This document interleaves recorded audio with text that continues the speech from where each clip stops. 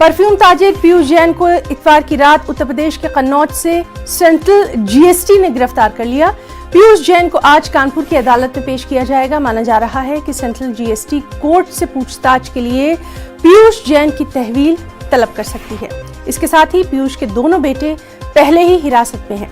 बताया जा रहा है कि जीएसटी, इंटेलिजेंस और इनकम टैक्स डिपार्टमेंट के डायरेक्टरेट जनरल के छापों में पीयूष जैन के कन्नौज और कानपुर के घर से कुल 257 करोड़ रुपए की नकदी यानी कैश बरामद हुआ। इसके अलावा 15 किलो सोना भी जब्त किया गया।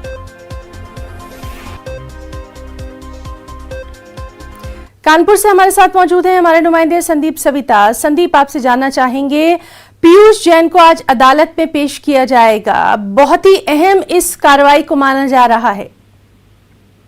जी हिना, बिल्कुल। जिस तरह से कन्नौज में छापेमारी हुई, कानपुर के बाद जिस तरह से कन्नौज में जब छापेमारी हुई तो लगातार जो घर उनका पैतृक घर था, उसके घर के बगल में दूसरा घर बनाया था पीयूष जैन ने, वहां पर इस तरीके से घेराबंदी करके ये घर बनाया गया था। जयपुर के इंजीनियर बताया जा रहा है कि जो जब घर बना था तो किले की तरह एक बिल्कुल बना था।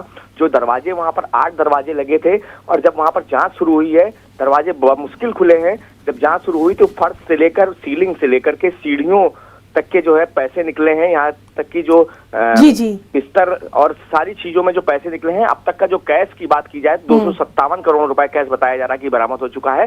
अभी भी जांच जारी है और कल रात जिस तरह से गिरफ्तारी हुई है पीयूष जैन की, उसके बाद आज उन्हें कोर्ट में पेश किया जाएगा और उनकी रिमांड ली जाएगी, पूछताछ की जाएगी। जिस तरह से इतना बड़ा खुलासा हुआ है तो कहीं ना कहीं अब ये बताया जा रहा है कि जो इनके करीबी हैं उन पर भी जांच का जो है अंदेशा है। और दूसरी बात ये कि उनके करीबियों से जो जानकारी मिली है, सूत्रों से जो जानकारी मिली है कि पीयूष जैन एक बहुत साधारण तरीके से रहता था और वो आज भी एक स्कूटर से चलता था। तो कहीं ना कहीं इसके पीछे कई और लोग हो सकते हैं। इतना बड़ा जी बिल्कुल। तो क्या कुछ जानकारी हासिल कर पाती है आज? इस पर भी लगातार नजर बनी रहेगी क्योंकि बेहद अहम मामला इसको उत्तर प्रदेश का माना जा रहा है। बहुत बहुत शुक्रिया संदीप आपका तमाम तर जानकारी के लिए।